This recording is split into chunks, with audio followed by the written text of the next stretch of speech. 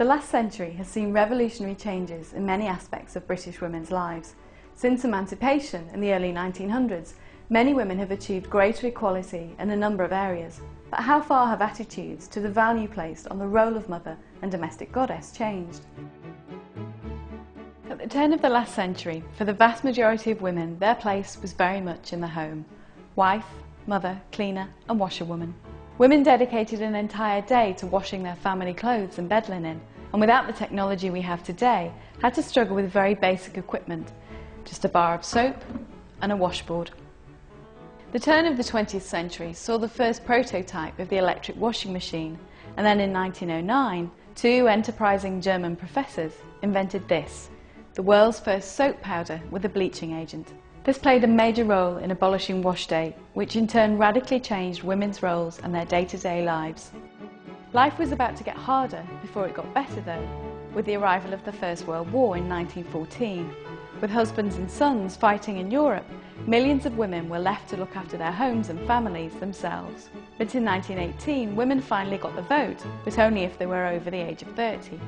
With the war over, Britain entered the Roaring Twenties, with wartime austerity replaced by glamour and fashion. In 1926, Coco Chanel invented the little black dress.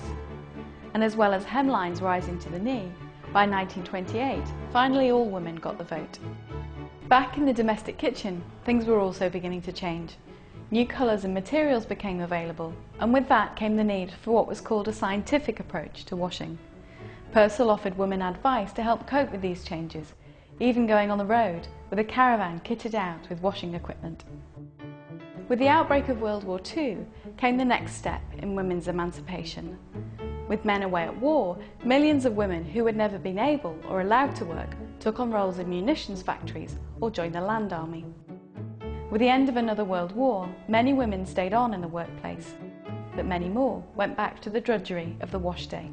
Then, the automatic washing machine came along. Although electric machines had been invented decades before, they never really reached mass sales until the 60s, and these new automatic machines speeded up the process massively, and it's no wonder, as this is the original equipment they had to use.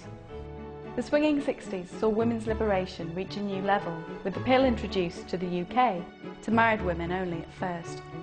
Modern media started to reflect this newfound emancipation, with the launch of glossy magazines that encouraged them to enjoy this newfound freedom.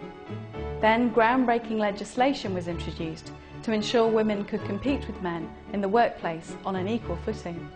First the Equal Pay Act at the start of the decade, and then the Sex Discrimination Act 5 years later. TV ads even questioned whether men should be the ones to stay at home. So here we are a century later, after some seismic shifts in our social history. We have come a long way in the last 100 years. However, the jury's still out on whether modern men are actually any more help when it comes to doing the washing. Because as many as 2 out of 5 British women say that their husbands and partners are responsible for less than 10% of the housework.